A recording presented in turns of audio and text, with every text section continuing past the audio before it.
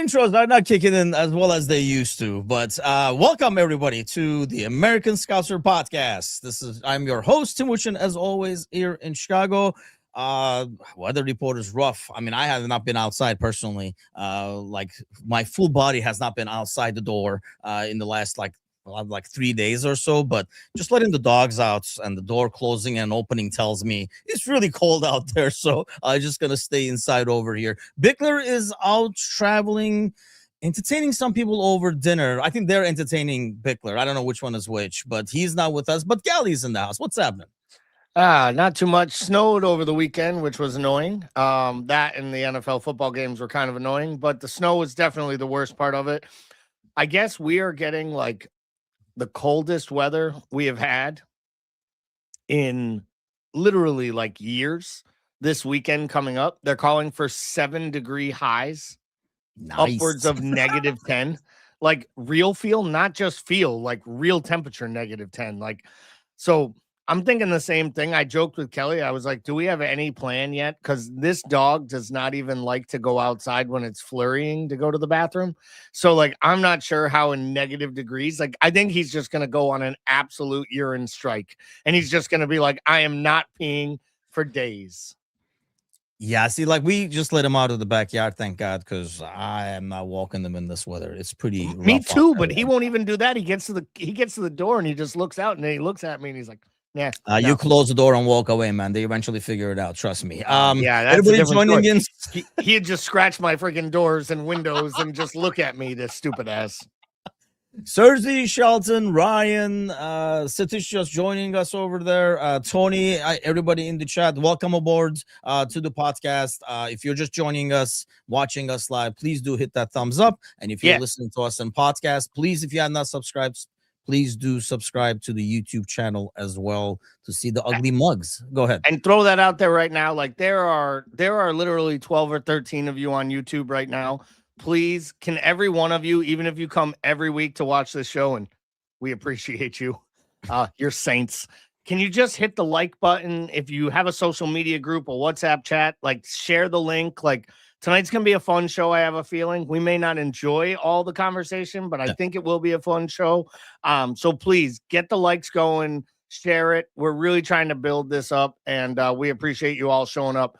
And you all showed up literally right on 8 o'clock. So you have shit to bitch about, clearly. Yeah, I know, right? Everybody just gather around, grab a pitchfork, get in line over here. But yeah, I mean, we do have a post out as well. It was in the social media today, and I know we're like kind of sharing it into smaller, like the supporter club groups as well, where we are looking for newer contributors as we try to expand this ordeal over here. So if you want to get your voice heard, if you want to kind of chip in whichever way you want to, send us a message, contact us on social media, whichever way, but bring it over. Okay, so we are going to do something different today. I did post this earlier on our socials, on the YouTube and Facebook. I didn't do like on the other one, so we can kind of like keep track of the comments over there. And what we do want to do is it's a slot in or slot out, but the most important part was telling us why, not just saying out, but tell us why you say slot out, and not just saying in and telling us why you're saying slot in. And we might agree with it, we might not agree with it. I mean, the reason I say that, Gally, is I look at this game this weekend. I think most of us agree that overall the play was good, but the result wasn't. But probably one of the better games we played. It's odd because it's a draw, so it's disappointing, but at the same time, it's encouraging. And the way I look at it is everybody's looking at this game and probably the last 2-3 games in this 12-game unbeaten streak based on if you're slot in or slot out. So when you look at the Burnley game, if you are slot in and if you're really on that end, you can make a case about the improvements and how many shots, and we were actually opening a low block and stuff. But if you're slot out, you can obviously talk about the result at the end of the day, what came off of it and stuff like that. So it feels pretty polarized and affects how you're kind of looking at even a game. So like even analyzing the game does not make as much sense. Yeah, I agree. I kind of feel like for me personally, and I don't want to say I've gone back and forth because I have firmly been, I don't believe that LFC management, Hughes, Edwards, whatever you want to call it, FSG. I don't believe they're going to make a move. I've been saying it almost all season long, steadfast. I just don't see an in-season change happening. I have struggled recently, and to be honest, I struggle more with Slot, the man at the press conferences, Slot, the man talking behind the microphone, like sounding as lost as it appears at times on the pitch. And that's bothered me. I also haven't loved his man management. Like, I thought the Ramsey stuff was really poor in the last press conference. Just, I don't, and I'm kind of done with the direct Dutch comments. So, like, for me, it's more than just the performances. It's what I'm seeing. It's the body language and it's the way the players are playing. And I'm sure we'll get to that in some of this. But to your point, if you were slot in going into that Burnley match, then you're more slot in at the end of it, because that was an improvement on the match against Leeds. It was an improvement on Sunderland at home. It's even an improvement on Fulham away. But more than anything, I still find a lot of questions about how he's handling the squad, what he's doing with the players. I do think he's had some hard lines. I don't think he's been gifted a great squad and roster, and I think that does sit at Edwards and Hughes. Their job is to give him a team to play with. Now, he said all along it would work. I don't know where it gets better enough that the majority of the fan base will come back around. And I do think that the FSG folks, though not reactionary, they read the room pretty well. And I think they know it's probably over for him, in my opinion. And I think he knows it too. And I think the separation comes at the end of the year. But let's get to everybody's comments, because they're flowing in fast and yeah. furious. I mean, the whole Ramsey thing, I actually thought it was very not Dutch. It was very Portuguese. It came across like, right? That was a direct jab at, and let's face it, he was right. We're probably not used to him like coming out and saying that. He was probably right, but he has to justify why he's playing other people over an actual right back in there. I think he was pretty much saying if it wasn't for all these injuries, you wouldn't probably even see Ramsey on the bench. But I do agree, like there are something. And here's the thing. Look, slot in doesn't mean you agree with every single thing he does. I mean, I didn't agree with every single thing Klopp did. I mean, we talked about it over here. And heck, anytime we didn't agree with Klopp, you definitely heard about it because he could do no wrong. But, there were things we didn't agree then, but we didn't say out. And I think, but unfortunately, am I right in saying this? A lot of slots outs does mean that they almost don't like anything he does right now. I feel like it's that polarized. Yeah, I do. I mean, look, the people who are truly the diehard slot out folks, they were that way in November. So what's going to change it between now and then? True. Yes, you've had 11 straight matches, but there's been all these draws, and they're poor draws. This is the biggest thing. The draws against Sunderland, Leeds, and Burnley at home, Fulham on the road, those are bad. The way in which they happen. I mean, you were leading in stoppage time 3 of those 4 matches. Like, that's a troubling, or 2 of those 4 matches. And the Burnley match, we're going to get to talking about, but it was ultimately 4 mad minutes. But we saw at times, even in the first half, you are pressing, you get the ball, you turn them over, you're on a break. And Szoboszlai stands on top of the ball and stops it. And he stopped it because he looked like he was afraid to go forward. And I understand, like, someone might say, well, it was a 4v6. We were still outnumbered. Well, by stopping the ball, it became a 6v11 because now they had 11 behind the box. So I would rather just go for it.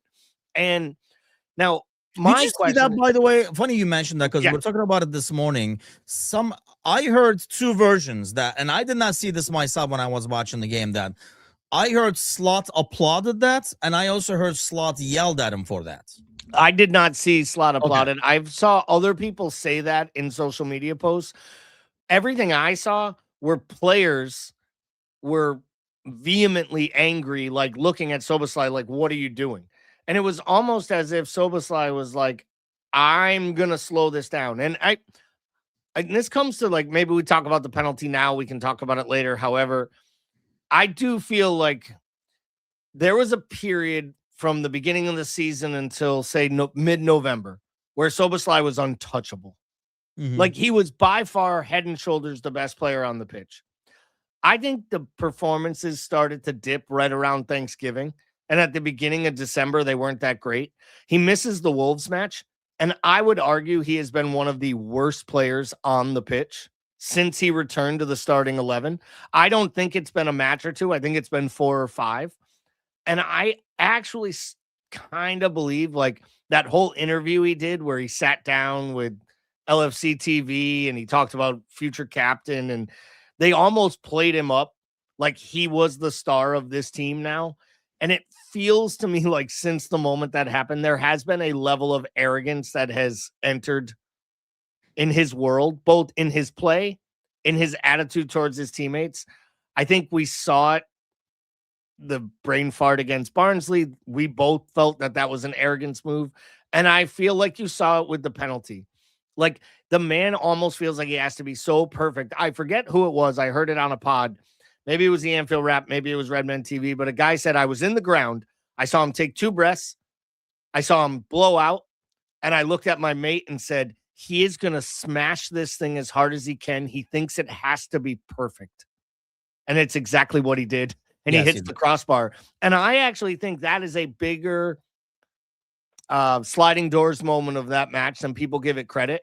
Because if you get the goal there in 21st minute, 22nd minute, somewhere on there. Yep. you have 35 more minutes before the end of the first half with all the extra time to get that second goal. But instead, we don't get the second goal till 42. Then we start to go at it. I really think that missing of that penalty changed the way this match went and probably made big shifts on not being able to hook guys, not being able to get real more minutes, not being able to rest people for Marseille. And I genuinely believe if that penalty goes in, we get a second before the end of the first half and we win that match 3-4-0. And instead, we saw what happened. Part of the reason, I think, I mean, not as you were saying that, I was thinking about like the Szoboszlai thing, because in the beginning, I think in the first 2 months, you could say he was like the player of the year. I think part of it was it felt like at the time he was the only one exerting energy.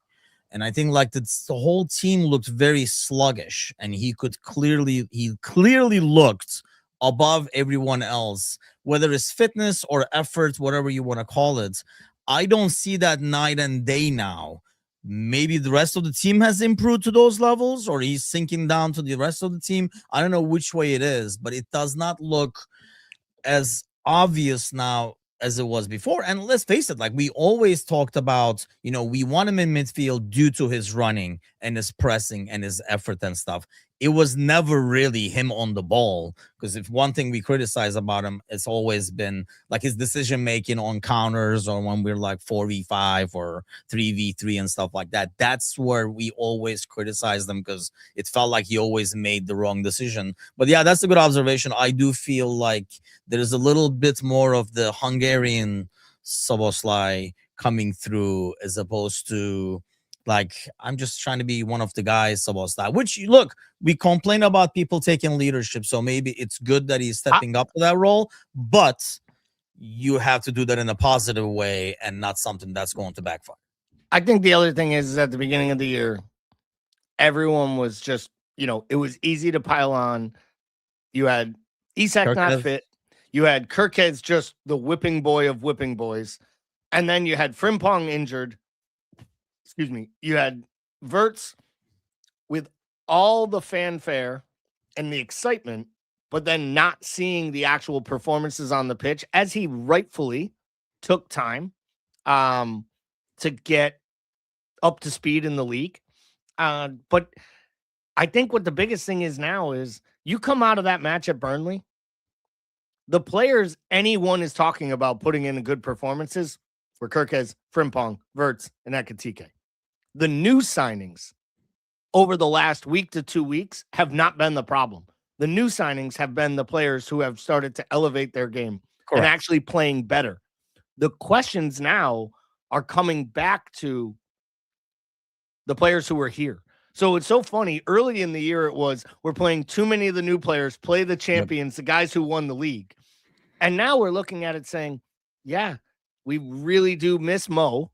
in this moment while he's gone at AFCON. We miss the goals. We miss the attention defenders play to him. But what we really miss right now is we miss Van Dijk, Allison, and Konate really looking stable at the back. Because that goal, I mean, one, we're all over the place. We'll get into the slot thing. But on the Burnley side of things in this match, that goal they score, that's absolutely criminal. And I'm sorry, we have to call it out at some point. You can't call someone the best goalie in the world and call him a world-class keeper and not acknowledge the fact that ultimately I'd say one per half minimum, he does something crazy with his feet playing the ball out from the back, Allison, at this point. And he did it again in this match. He put him in bad spots. That pass to Kirkez is criminal. At some point, just boot the ball long, and he has to do better on that goal. I know he would say that. If he was on this podcast, he'd raise his hand and say, I have to save that ball. You just can't. And people want to kill Konate for almost scoring the own goal. I keep saying to people, in that spot, if he doesn't do anything, the guy scores a tap in. He did what he could, and the weird thing was, it didn't look like, he was barely reaching for it. Like that ball, usually you hit it to the corner and you play it safe because you don't know who's behind you, whatever. I think he knew who was behind him. That's why he slid. But it felt like it was easier to just kick it away. I think he was so torn or scared of hitting it to the corner of the goal and scoring an own goal. He kind of like got all like freaking like and flustered and kicked it right at freaking like Ali. But I think you're right. I mean, like you say, Ali would probably admit that he should have done better on the goal. But I know once again, everybody just took a screenshot on that goal and blamed Konate for it. But you look at the pressure on the ball in the Premier League, if you give any midfielder, correct, in freaking like any level, any top professional level, if you give a midfielder time and he has strikers who, if they're not Nunez and understand the offside rule, they will make a line in between and they're going to get open. So that is not really on Konate that there was zero pressure on the ball. And I know, like I say, people take the picture of the last frame and Konate happened to be in there. So it's 100%. Like it's on Konate, but I don't put that on Konate. Can you do better? Yes. But if you're making him blame pie, I mean, I'll just give him a small slice to eat, but the bigger slice goes elsewhere over there. But okay, the chat is going nuts. Here's what I want to do. So we'll set the record straight first. And I do want to go to the comments because we had a bunch sent on YouTube and a bunch sent on Facebook. So thanks a lot for those. If you're watching it live, hopefully right now, otherwise when you tune in, good or bad, makes sense or not, whether we agree or not, I do want to address all of them.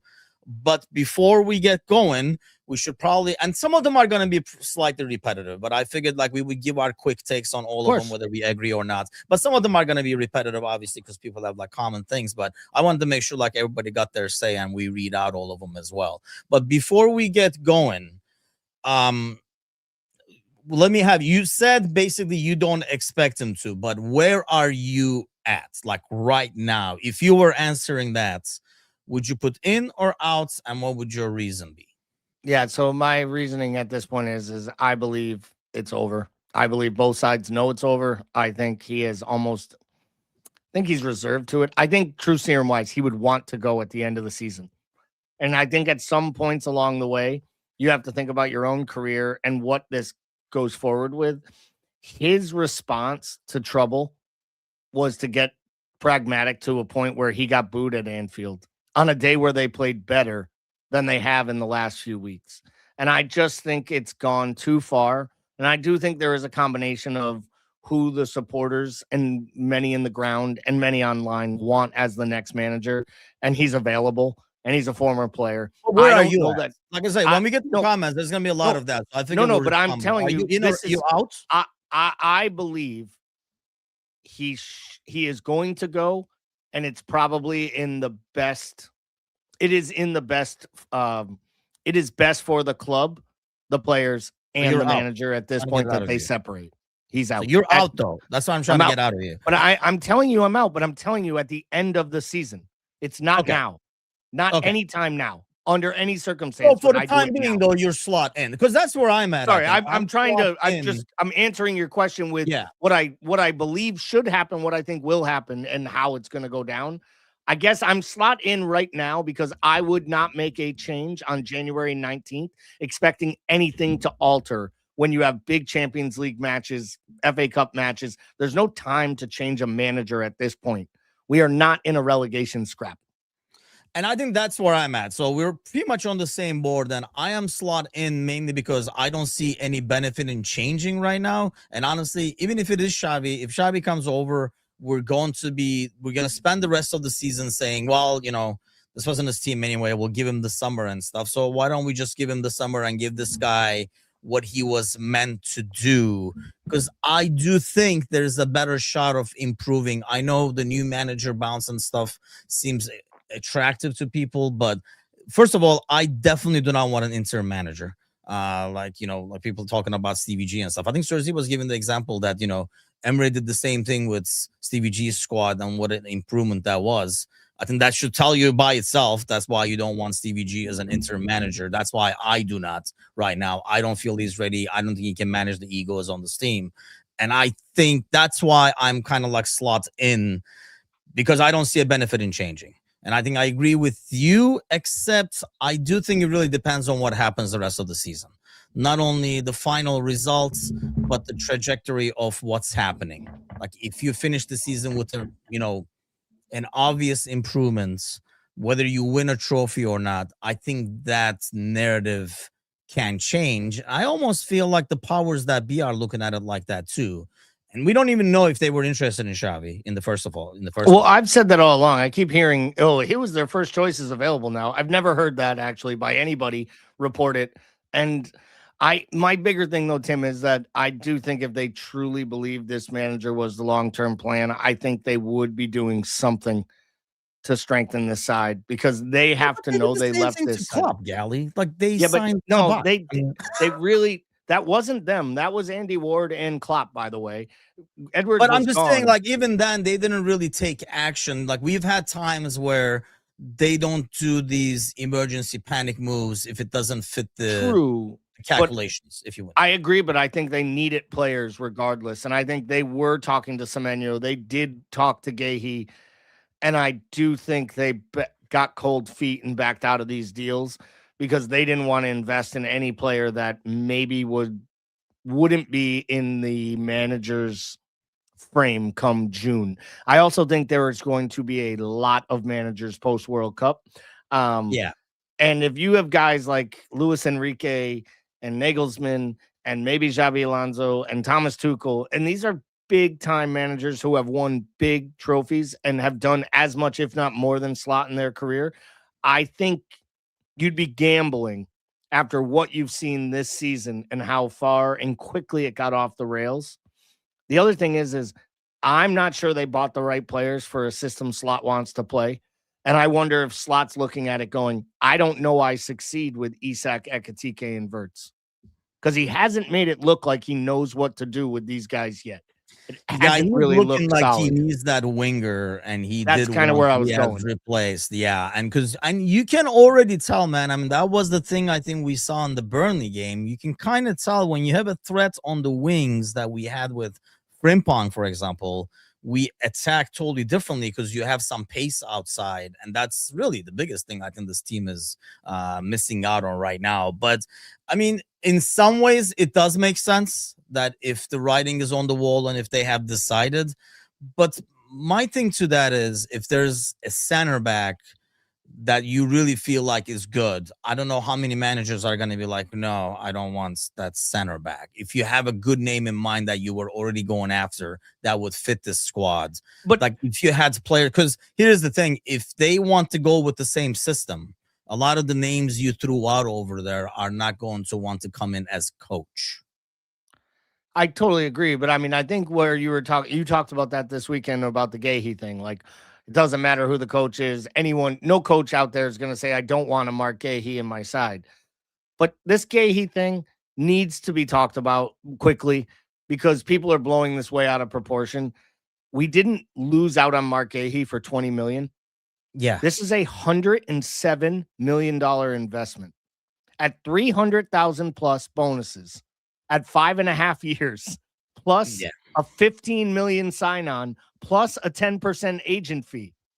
They paid him And those like are he only the was a official free. numbers, mind you, I think. Right. Those aren't the city numbers Yes. that are the wink, wink, smile, and don't wait Yep. till the kid at Rennes comes in a year and we give you another 3 million. Then this to me was, I love Mark Gahey. I wanted him all summer. As soon as I thought 300K a week for 5.5 years, that right there, $78 million in salary, not counting sell on and add-ons. So this has just become $100 million signing for a player who had 6 months left on his deal.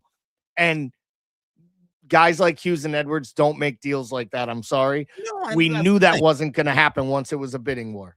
Yeah, I mean, once it was a bidding war, I kind of knew because we were not going to compete with the wages that City and them are going to throw around. And I noticed, like in the socials, people who already have their theme are posting, like, City got him for only 20. And it's either like ignorance or you're hiding facts that you probably know just to basically push your agenda kind of thing. But okay, so let's address these real quick. So Yep. it sounds like for the same reason we're about in the same spots.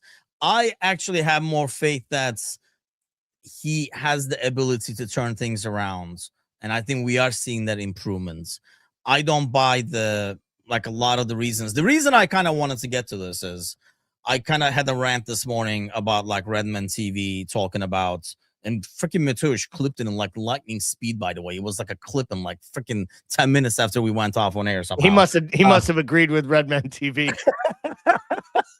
About like, oh, his personality doesn't fit the city and stuff like that. And those are the bullshit reasons that annoy me, because nobody complained about his personality last year. Everybody actually loved this personality last year. This is kind of like the difference for change we needed. He is calm and stuff like that. And then I saw, like, literally right after that, after the show was over, I looked on my phone. There was another clip from Redman TV about this guy talking about, and he literally used Manchester United as an example of, spending money with the wrong manager and then making the change that they should have made earlier to Amarim and stuff like that. And I think when you're talking about management changes and you're using United as examples of why, you totally freaking lost the plot and you're not following the world of football. But that's why I kind of get it, because there are some legitimate reasons and there are some like bullshit reasons, but let's find out all the reasons. So I'll start with like the YouTube stuff, and then let me refresh real quick just in case there's like more added. Yes, there's one more actually. Okay, Scotty is the first one. Admit this is becoming a difficult question for me. Slot in, but he's approaching losing my hope that things will change. He says, I say slot in because that sacking him and marrying Xavi a week later feels icky and not like LFC. He's like kind of like making it similar to the Amarim ordeal. Yeah, What do you say about that? Because I do feel like it's a bad optics. We were talking about this morning. It's almost like, oh, I was just dating you until this girl was available. Now that she is, see you later. Yeah, I mean, it's what FSG did with Brendan Rodgers.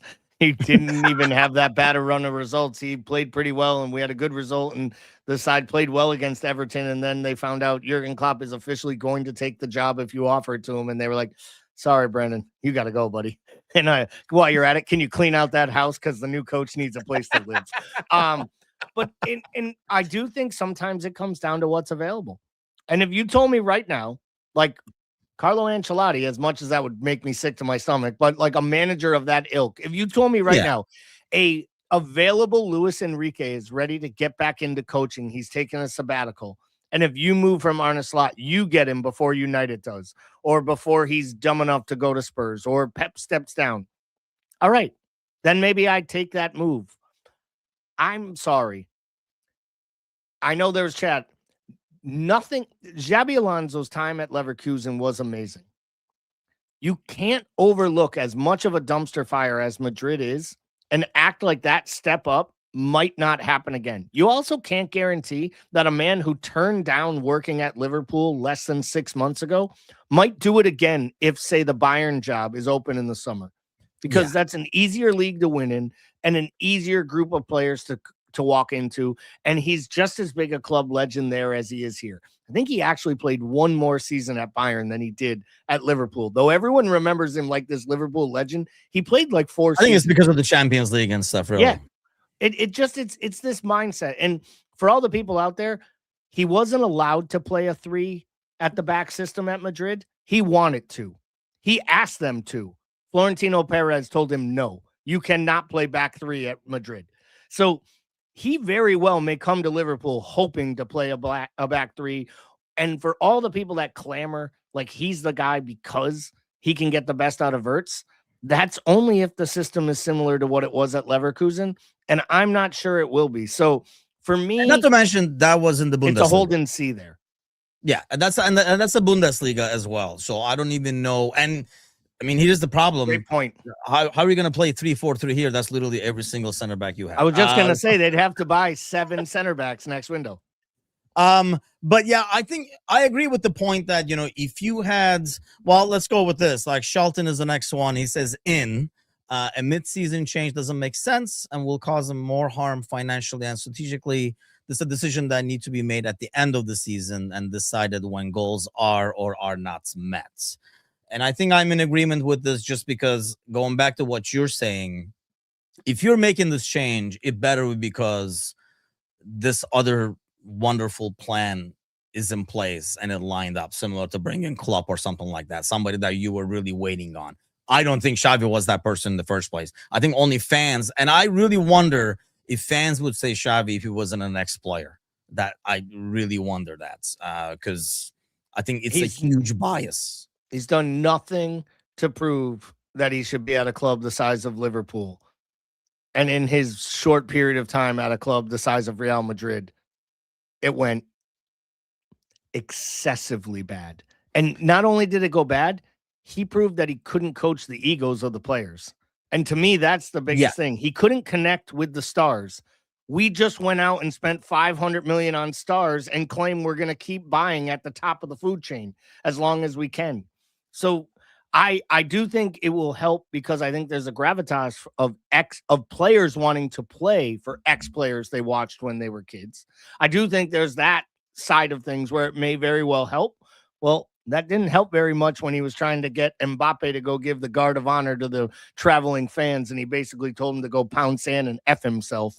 And I think they have Vinny Jr. on one clip telling Xavi, you don't know what you're doing. I'm Madrid. You're nobody. Like, this is like, I'm not Look, sure. That team has a lot of divas. I mean, we were talking about it this morning, but he knew that going into it. This was not news to him. He's like, who is this Mbappe guy that you guys speak of? Why he turned us down. The ordeal. He knew Vinicius, so he knew exactly this is what it was going into. And he was, I mean, yes, you cannot compare it, but with the price tag of players that you're purchasing egos as well. They're all human at the end of the day. While the locker room is probably better and has more leaders, it's not as diva-ish, I guess. It's not as diva-ish, but half the people, right? Half the people that are all slot out are telling me that he's lost the dressing room and that it'll all get better when a new coach comes in.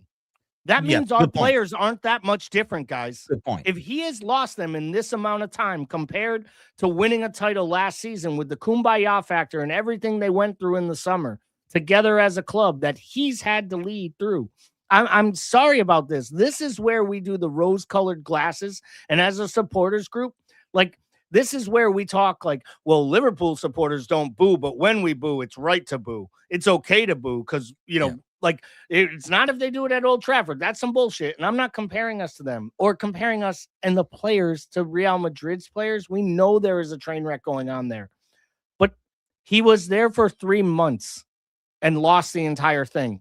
That is a very quick amount of time for someone to lose that big of a dressing room with that many egos. Now, part of it was he tried to make a huge amount of changes all at once, and he really tried to change it up, and he arguably has one of the hardest players in all of football there. But I just feel like there is a lot to be said about the players here, and I think that, to me, is the biggest thing that gets overlooked in all this is how somehow these players have skated, and it's all Slot's fault all season long. I think so. Yeah, I don't want to like get too because I mean some of these other ones are probably gonna bring us right around. They're back going to to bring in us right terms of, back like to that losing comment. the dressing room and stuff like that. Because I personally, I was talking about it this morning. If he was able to stop the bleeding, to me that doesn't say he's lost the dressing room. If you were able to kind of change some things, and I know it doesn't look very impressive because most of them are draws, but if you could suddenly go on this unbeaten run and you were able to kind of like stop the bleeding that you had 2 months ago, I think that's a sign that the players still like kind of like believe in what's going on over there. But like I say, that might be because I am kind of like going in. But I let's not compare. And this is like the part, and this is kind of like why I did this image in the first place, so people can give their reasons for the in and out. Because I do not understand how the slot more qualified when weren't you here last year? This guy just won the Premier League title. Whether whatever you think or however you think that happened, that's not a lottery. And this is, even if it is Klopp's team, it's Klopp's team that Klopp did not win with. And he turned him around, and everybody in the chat right now talking shit about him not being qualified was praising the fuck out of him this time last year. So don't kid yourselves. Either you were full of shit then, or you're kind of like changing your tune now because of results. I just don't think that's fair. You might not agree like a manager should not be there and stuff like that. By calling him shit and he doesn't know this and he doesn't know tactical and stuff like that, I feel like it's bullshit, because I think you don't forget that in a year. You might not agree with the new tactics, or you might say, oh, he couldn't bet in the new players, whatever. I'll buy all that. But don't give me the slot is not qualified. He doesn't know how to manage players. He can't manage egos and stuff, because you didn't say that stuff this time last year. Exactly a year ago now, you did not say that stuff. So anyway, don't get me going. Let's get this going. Of course, Cersei is next, by the way. But of course, once again, Cersei doesn't play by the rules, because I specifically said, in or out, dang it, Cersei. But here we go. Cersei says, if he doesn't win us 7 points out of the next 9, he needs to go. 100% blame Hughes, but unfortunately, Slot is the head coach, and ultimately they kind of go for results, which is fair. You're not going to fire all the players. Somebody has to take the fall, just else as the Buffalo Bills coach. But champions should not be 14. Well, he should be out. Let's just be real. That's a topic for another day. We've got to ask Kelly about that. But yeah, she ain't ready to talk about that yet. I'll tell you right now. At this stage of the season, so I get it's more based on what Cersei is saying there. I get it's more result based for him. He should be out because of results. Agree, disagree? Because that would mean if he wins 5 games in a row, you're gonna switch to in. I would disagree, because I feel like I genuinely believe if 3 random goals don't happen, there's 6 more points in the coffer. We look like we're a lot further up the table, but I don't know that things are that much better. And I don't know that it's a long-term fix, because three draws turned into wins at this point. Appreciate you, play bookie. No, I can't get on with that, because I don't think it's just results, because I do think performances matter. Because if it's just results, 11, regardless of the 5 draws that are mixed in there, 11 unbeaten after the drubbings they were taking would have people off his back if it were just results. It has to be about performance and progression. And I think performance is getting overused, but like progression and what your eye tells you when you watch it doesn't look to me like it's getting better. And it gets better in moments and minutes, but it doesn't get better for a whole match. Like, I think the last time they put together a really good performance is probably Inter Milan away. And the last time they played a good performance at home is probably Real Madrid. We're talking September, guys. Yeah. That's a long freaking time, even for me who made excuses. I get what Z is saying there, though. Like, it's results. No, I get it. Like, that's fair. Like, you feel like, performance. And I get that, because at the end of the day, it's result based. You can play and you can have 50 shots. If you're not winning any of the games and you're out the Champions League spot, it doesn't do anybody good.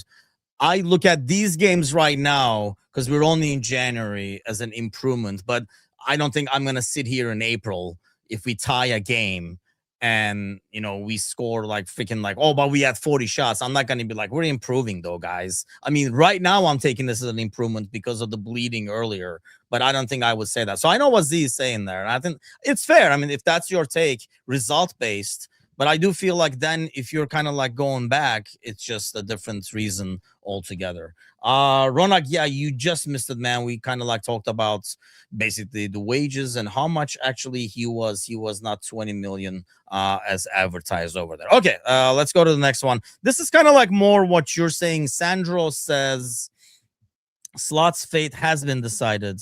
He'll leave at the end of the season. Negotiations with Xavi are probably advanced and he'll take over in June. We won't sack a manager who won the league mid-season. Arne himself will announce he's leaving probably when we get knocked out of Europe. I think it's kind of spot on.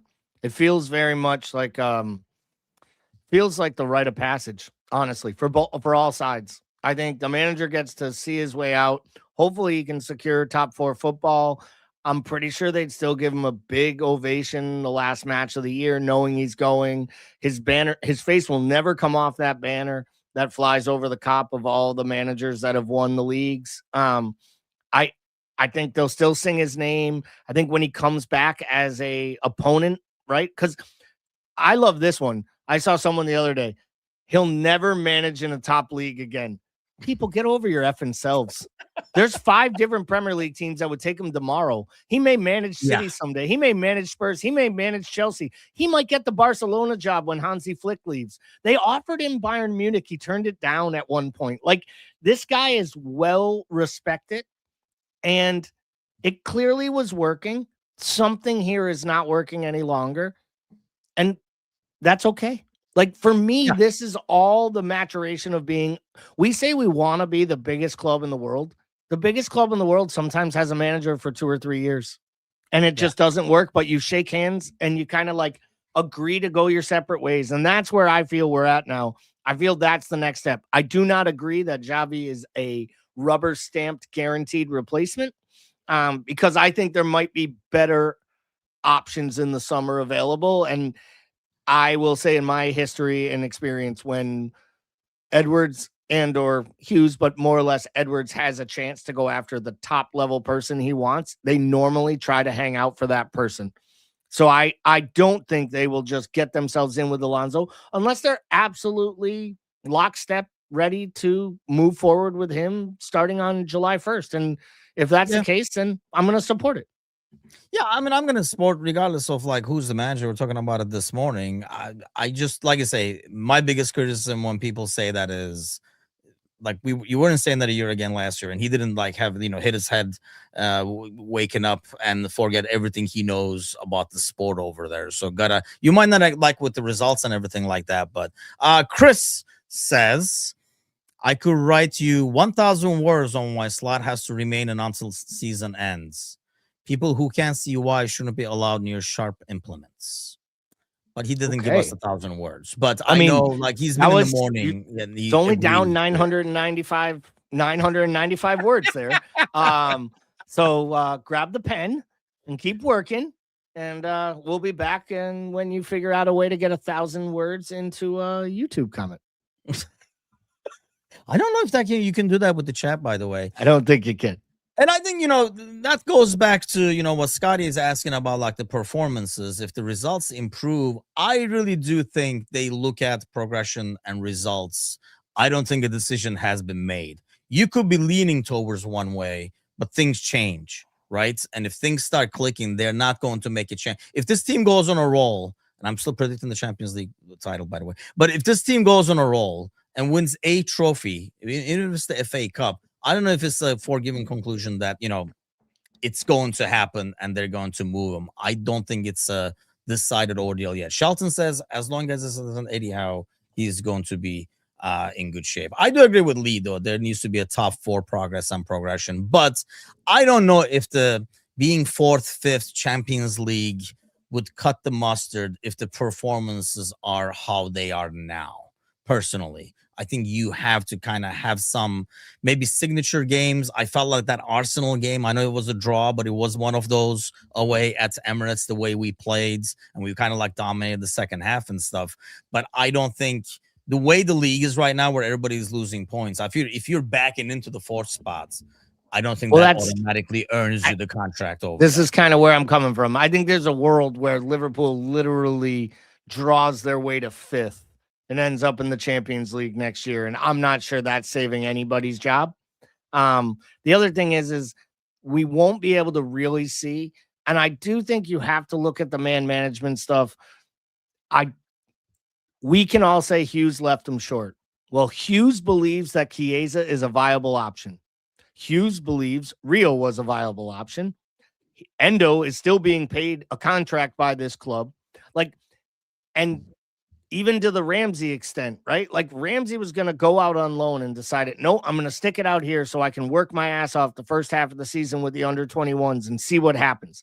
Just enough so that injuries would get him into first team setup and training, just for the manager to say, yeah, it's great for the kid. He's working hard. But I still think I have a lot better options. And two of them I'd rather play a midfielder. And one is Endo, who no one at Anfield ever wants to see wear a uniform again.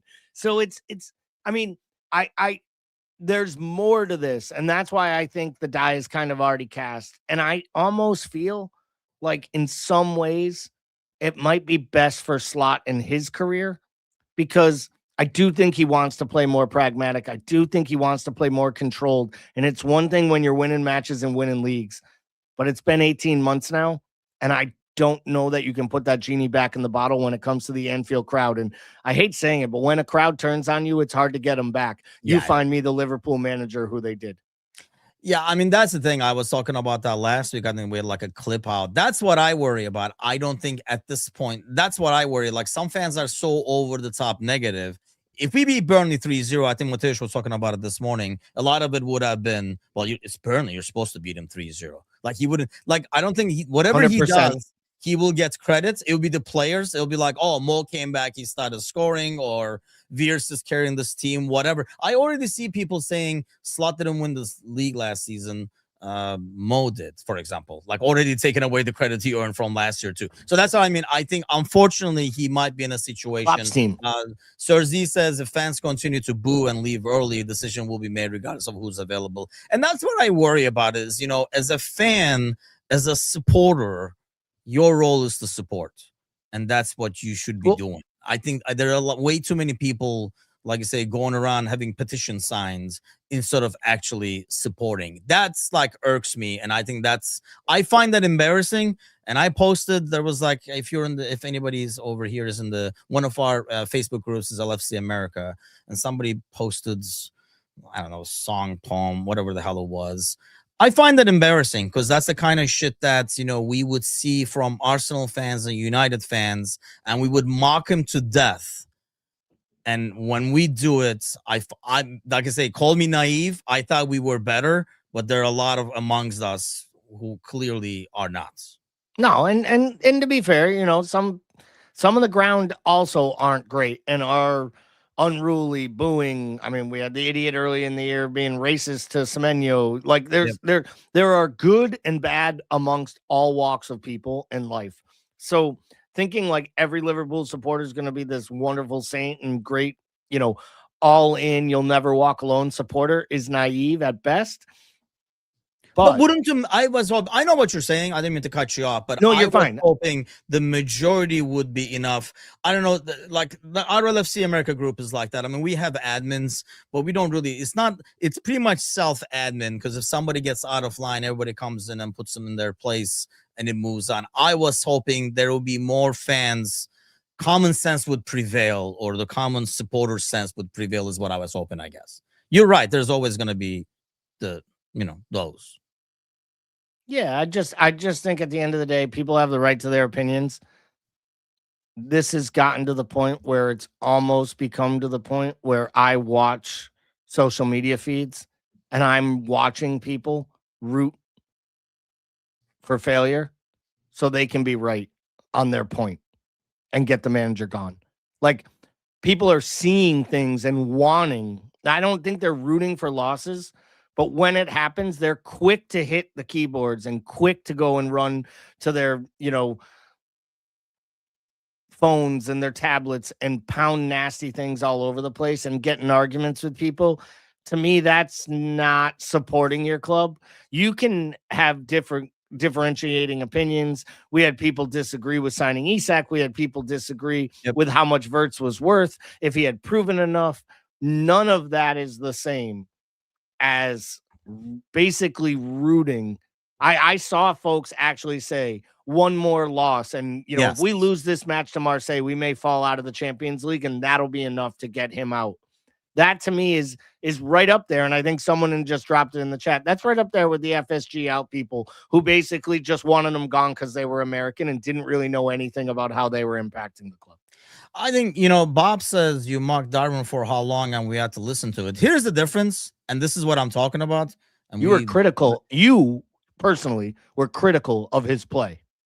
You Yes, never but said I still anything rooted for personal him. against I would have loved to be proven wrong. I wasn't like, I hope he breaks Good his point. leg so I'd never have to see him again. I think that's the difference over there. I still Yep. supported the dude, frustrated as hell every time he's freaking offside or gets like stupid cards and stuff like that. But I would have much rather have been proven wrong and, him score hat tricks all the time and be like, God damn, man, I never saw him coming. He's just as good as Costas as a left back. But that didn't happen, but I rooted for it. Whereas I see people, as Shelton says, rooting for failure, and that is horrendous. I think that's horrible.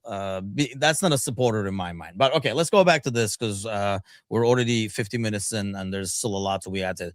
Eric McGrath, better known as Macca, of the Bolt crew on Thursday nights, and according to Discord, not liked by some. But okay, here we go. He says, but he needs to stop overthinking it because it's allowing the players to overthink it too. I think he's probably referring to the Szoboszlai thing, for example. Football is conceptually simple. Get the ball, get it forward, get a shot, get it back. We've been over elaborating in a way we didn't last year. Less play style, more penalty area movements. The fans will accept a lot more when the football is positive and tactically aggressive. I agree. I'll give him. I agree with all of it. I think we saw some of it yesterday. We saw more players in the box. There were a few times Kirkez made the early cross and it got picked out by the defender. I know people, of course, because it's Kirkez, they were like, you have to shoot. And he squared the ball perfectly. If that defender doesn't make an absolute last man standing tackle, Jones taps it in for a goal and it's beautiful 1-0. I think you saw Szoboszlai in the box at one point. You saw Gravenberch make a run. You saw McAllister start to make runs. I still question whether or not Ekitike realizes he is truly a number 9 and your job is to be in the box when Frimpong has the ball so he can pass it to you. But I do really, I think if you make it simpler, get more runners in the box, take more shots, get them on target, you will have a chance to score more goals. There you go, Maka. Yeah, I agree with Macca on that one too. I think it's perfectly Martin said. O'Neill style of football, right? We there. don't agree always with Macca because I think he literally pretty much oversimplifies it, and that's the coach in him coming through to make it easier. I don't think it's as simple as he makes it sound, but I do agree. And I think Shelton was saying that there was some great runs of play. And yeah, the reason I kind of wanted to go this route today is we would be talking about the game. We can talk about Kirkez, we can talk about Wirtz, and we can talk about different performances. But I know the entire chat and every comment was going to be slot.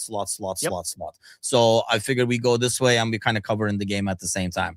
Michael Keneally just put a screenshot of the standings. So I'm taking he is pretty much it's bloody is it also pronounced bounce.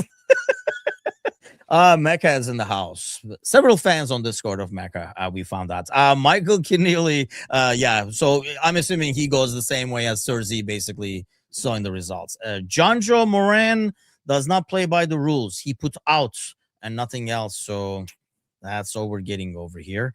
Alex Clacy says he won the league, but with Klopp team, no? Then spent 450 million to make the team perform worse. You could see the cracks appearing towards the end of last season. We understand there's a betting period and there has been injuries, but it feels like we have no identity. Even if we lost with Klopp, we always set an identity, play with purpose, and he always set the dressing room and the fans. Why is Van Dijk calling a meeting? I don't feel the harmony or togetherness, fans booing in the stadium too. I think, I don't want to put words in his mouth, but I think he's kind of going to But I think this is basically on the styles, Gally, that when you're playing in slot system, when you win, it's nice and calm. But if you lose or if you don't get the results, it Boring. just looks boring and bland and And blah. But that's I, because of the results than the play. I know our job is to respond to the comments, and I'm going to respond to the comment with a indirect comment. Okay. Can we stop? No, can we stop as a collective supporters group talking about the 9 years that Jurgen Klopp was here with any form of comparison? Because let me tell you right now, Xabi Alonso walks through that door, it ain't going to be Jurgen Klopp. No. Luis Exactly. Enrique walks through that door, it ain't going to be Jurgen Klopp. The relationship we as supporters and those players had with Klopp had as much to do with Jurgen Klopp's effervescent presence as it did with what was happening at City at the time. There was a rallying cry to try to compete with a juggernaut and a giant. Arsenal is not that giant. This City iteration is not that giant. There was something special about what Jurgen Klopp did here, and it's not going to get recreated anytime soon. It just isn't. So we have to stop comparing things to it, or all we're going to do is be disappointed over and over and over again. And I think it's not fair because, like I said, I keep going back to this. Nobody complained last year. No one complained last year. And it's similar to like when we switched over, I think it all made sense that you were not going to get another Klopp-like character. Klopp is Klopp, and Klopp is special because there are not a lot of Klopps walking around, first of all. So you're not going to emulate that. And that's why Klopp is special. Otherwise, just grab me another Klopp off the top shelf over there and let's keep going. That's not how this stuff works. So that's not going to happen again. I think what's people are saying is even when we didn't have the results under Klopp, because Shelton is saying there were some rough Klopp moments, and yeah, there definitely was. I think because of the style, it looked like it was probably just as inept, but it looked like we were trying in an inept kind of way because there was that, you know, chaotic, constant running and stuff like that. Even though it might not have been effective, to the eye, it looked like, hey, we're trying even though it was just as unsuccessful. I think the problem people have now is, you know, the sideways, backwards and stuff. They're like finding it like more boring and stuff. Slot has won the league. Going back to back is incredibly rare, and that's not even acknowledging the holes in the squad. Stick with Slot, back him to rebound next year. So I'll take that, Josh, as a slots in over on that one. I'm going to keep going over here. Cersei again trying to sneak in off under a different name, but caught on the act over here. But yeah, basically the two out of he basically put the YouTube comments in here as well. So Arfan Hussein says Slot out from keeping similar tactics to Jurgen in his first season. Here you go, your Jurgen comparison again. Jurgen team, he won the league second season. He changed the team in a lot of positions too quick, too much, didn't sign no players who can press or have pace. Didn't sign a center back and keeps playing Konate and Gakpo. Can I? Yeah, go ahead. Let's just address the biggest thing here.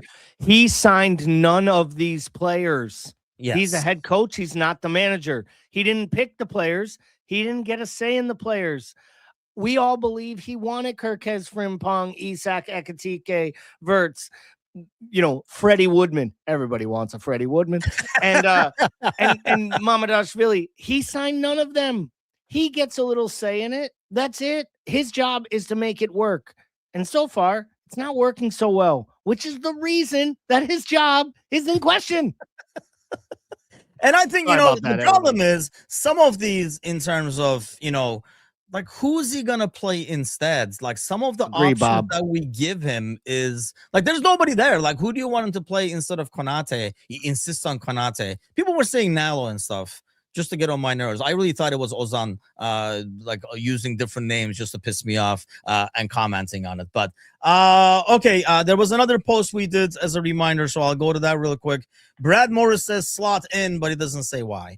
Todd Wachtel, if I screwed up the name, I apologize. He says slot out. There's no magic with him and no hope. You know, at least someone gave a real, like, concrete reason why they believe he should be out. Because if you believe there is no hope, that's the reason you make a change. Like if you genuinely believe that a player or that players have lost it, if you believe there is no hope, like I feel like that's where they got to with Benitez at the moment when it was time for Benitez to go, right? And then Kenny came in and changed the mentality around the club and it created this like feel good factor. I I just don't understand why anyone here is sitting here on the 19th and saying things like there's no hope. But if you feel that way, then I actually credit you for putting it out there because Yeah. that to me is a reason to get rid of a manager. That's why you fire a head coach, a manager, or any leader in any walk of life. If my boss tomorrow decides, sorry, you are right, Bob. I misspoke. Thank you. Appreciate the correction. It was after Roy. I just blocked that entire 17 matches out of my vernacular. And I also am happy that no one's brought up the 1.24 to 1.25 points taken out of the last 17. That makes him worse than Roy. But if my boss at work right now came in tomorrow and said, we pulled the staff, they don't believe in you, I am questioning how your leadership is going to take us to that next level. And I have investors and we have people that have put money into this organization. And unfortunately, your time is up. At least I would understand why I was being let go as the end all be all operational leader of this company. Right? Like I had goals, I had a plan, and I have a team of people who work for me. And if they don't believe in me and they don't believe in my vision, then it's time for it to go. So to me, that of all the people who said slot out so far, at least that person gave me a legit reason. He has lost full hope. And if you've lost hope, I understand why you want change. See, the thing with that though is which I agree, and that's why I kind of wanted to read him because I mean we might agree with it, we might not. A reason is a reason. That's why you're feeling that way, which is fine. The thing I go back to is, and that's why like the powers that be are more important. The players are a lot more important because we do see now that fans are fickle and it all really relies on the results. You might not have hope now, but a winning streak and a trophy will make you hopeful again. This time last year, slot was Paisley. So in 1 year, if you can lose all hope, I guarantee you with some wins and a trophy, you'll regain it whole back. I think it's just like you got to see the difference on the pitch and like the results and stuff like that. But that's fair. I mean, if somebody says I mean, in other words, basically they're saying I'm not going to be like the supporters are important ones in the sense that if they're not changing their minds like underwear. I mean, that's the problem I have with supporters is like I say, this time last year, Scott, if you were giving Slot the big one, send me some screenshots and I'm all for it. But no, he was Paisley. This time last year, Klopp was Shankly, he was Paisley. And nobody can tell me otherwise because everybody was saying it over here. Nobody complained about his style. Nobody complained about his temperament. He was the perfect guy. So the supporters, how supporters' view will change if the results are there. Whereas I agree. The powers that be kind of goes with the business relationship and stuff like that. So I think those are sometimes different. I do agree. I just don't know if there's actually enough time left in this season and rope along the way and trophies and positives for them to gain. I don't know that coming off winning a league the way they did, having a summer the way in which they did, starting even first 5 matches the way in which they did, I don't know there is enough positive vibes between now and May 22nd or whenever the last day is that we get to the end of this season. There's enough cash in the bank to change the ardent supporter who's already angry. And the ones who booed in the crowd yesterday made it pretty clear they don't want to change. I mean, Scotty says we pay the bills, we have a say. I get that, but there's a reason why we don't run the clubs because we're too emotional. And that's the Yeah, well, problem. I mean, we yeah. are way too emotional. As fans, we're emotional, right? I mean, we're kind of more biased, whether we like it or not, as objective as we try to be. So we're going to run with more emotion, and we're probably going to be like, what is this crap? He's got to go and stuff like that. Whereas that's not how this world works. So that's why you can't just go by what the fans are saying. Yes, the fans are important. My thing is, I mean, that's the thing. The boring style, like these were not complaints. I think results are the main complaints. But let's go back. 2-0 felt really fun last year. Yes, the slot special of 2-0. We love this. Couldn't get enough of it. 3 points, 3 points, 3 points. And we walked with that league, and no one complains. Yes, you are, Ryan. We met you in person at the petting zoo. You are as emotional as it gets. Okay. And yes, to be fair, Kazi has been consistent since day one. He really laid low for like 8 months and then came right back out. I mean, to be fair, he wanted to fire him last March. So I mean, to be fair to Kazi, we had he's right. He probably wanted to fire him in full, for God's sakes. Okay, Stephen Thomas says out. The trajectory is clear. Calendar year 2024, we were second in the table on goal difference. 2025, we slipped to fourth. This year, we are currently 16th. 2025, we slipped to fourth. For the calendar year of 2025, we accumulated the fourth most amount of points. I still remember Plymouth Argyle knocking us out of the FA Cup, losing League Cup final on penalty kicks, and then crashing out of Europe, squandering a 1-0 aggregate lead at home. We to the eventual champions who arguably played the best brand of football from February onwards in all of the world. Yeah. This is the stuff that drives me nuts.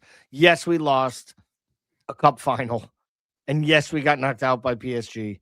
But now we're at the point, supporters. This is where we're at. We're diminishing last year's accomplishments and achievements, like, so we can make our point for why the manager needs to go. I'm sorry. It's comments like that that make me say, like, give yourself a swift kick to the head, look in the mirror, and think about what you just wrote and what you just said. I'm not telling you you got to keep the manager. I'm not telling you you're wrong to want him out. Yeah. But those comments are why people are arguing on social media about this right now, and arguing in pubs and arguing in this chat. That's ludicrous. We're just downplaying everything we did because we lost, because we had a blip of 3 weeks in last February. And that's my thing. Like, I would rather have someone like, like Scott saying he doesn't like the style of play. That's fine. That's fair. I mean, you might not. That's a reason. I feel like you don't like the result, but that's fine if that's the opinion.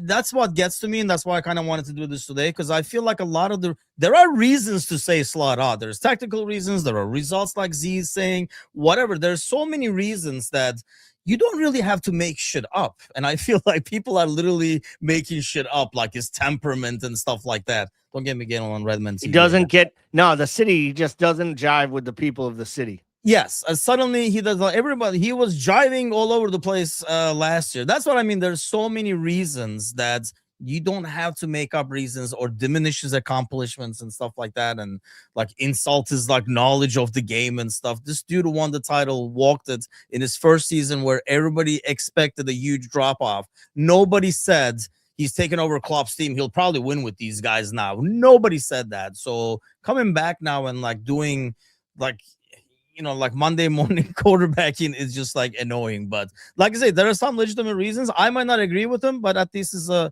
legitimate reason over here. Mario Santi is cheating. He just says out, doesn't give a response. Come on, Mario, you know better. Andrew Flynn says out, no sense of improvement, horrible squad management, no energy or passion. The players are clearly over it. That's kind of like one of the last ones. Obviously, there was a lot in the chat over here too, but do you agree? We'll finish with that. That he has lost the players. Like the players are like the dude who was saying he's lost hope. Do you agree to that? Because like I was telling you earlier, the fact that this latest run tells me no. Yeah, maybe I was going to say, I'm optimistic. I'm sorry, I can't watch the Arsenal match and how hard they all worked for those 90 minutes to make sure that they played as a side, played together, and fought through. And I understand Arsenal didn't push at us as much as maybe we thought they would have, or we would have liked them to if we were rooting for that team. But yeah, no, I don't think he's lost them. I think there are players who have lost confidence based on the run of form and the changes in which he has put on them. And I do think there are probably some players that look at how he's handled other players and question the fairness of it, i.e., Mo Salah, Alexis McAllister. Like, I think they now look back, and I think you have a right to say, like, was he fair to Kwanzaa? Did Kwanzaa need to go? Should Harvey still be here? Like, and I do think when you've had guys and you had Mo early in the year, kind of make those comments at the award ceremony where he was like, well, how about we talk about the players who won? How about the champions who won the league and not all the new players who we just signed? That's not on the manager. Mo Salah had already kind of shown that he was struggling with all the hype around the new players before a ball had been kicked this season or we were in a rough place. So I think the cracks, it's never easy to buy as many players as they did. It's sure as hell not easy to do it in a summer in which you lose a player to something you never thought you'd have to deal with. And I don't want to go there as an excuse, but I don't think it actually gets talked about enough. Not the fact that Jota passed, because that has been talked about ad nauseum, but the impact it had on the actual morale preseason and the building of the camaraderie of the squad. And I do think that was real. And I think we've seen it. And I think some of those cracks are still there, because I think when you have a really, really great squad, they pick each other up in these tough times. And I don't think anyone's been able to do that, because I think they're all still trying to pick each other up for something they don't even realize how to fix, because it's real. It's real life, not football. Yeah, and I do think that's real.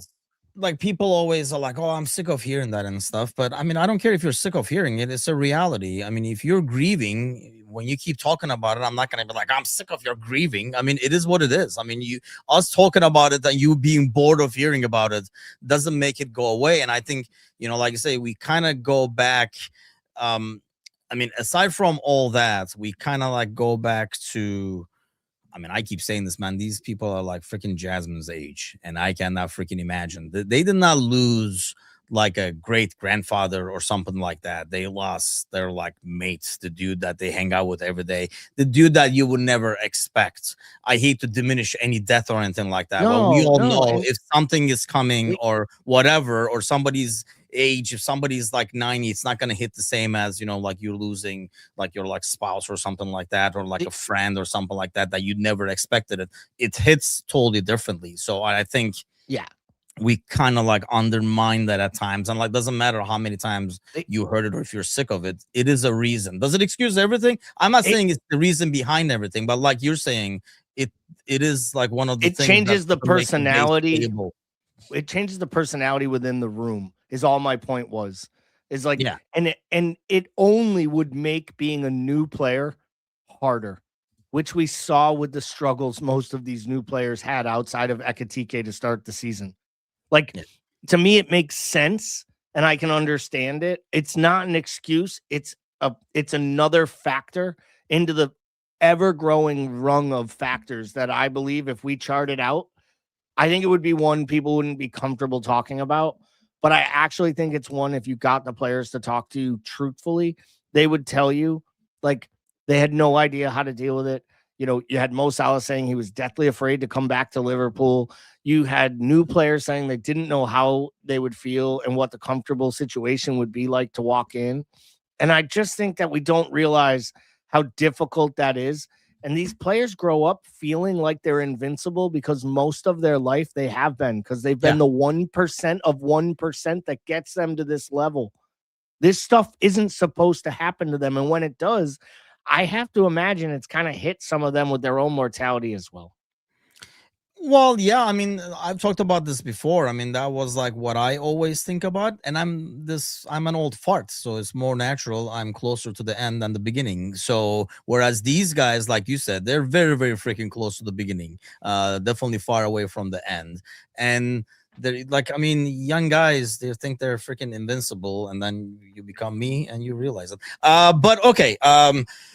That's why I kind of wanted to do this. I think it was like interesting. Thanks for everybody who commented on here, who commented in the chat about it. But before we go real quick, There's some stuff to look forward to. Obviously, the Champions League coming up on Wednesday. I do want to see. I think Mo will be in the squad. I doubt he will start and stuff. But how do you think the Burnley game translates into the Champions League game? Honestly, I don't think it does much. And only reason I say that is I just feel like we're set up right now to, like, this side right now, Liverpool Football Club is more set up. This is so scary to say. We are more set up to play a tough European away than we are a home match against a promoted side in the Premier League. I mean, I think we're honestly, like, when I was looking at the schedule, part of me said, man, we missed out on all these easier games that we should have gotten 3 points on. But similar to what you're saying, and I'm like, good, actually, because we play better against the better teams anyway. I think in some ways we're even more set up just to play in Europe than we are even in the Premier League.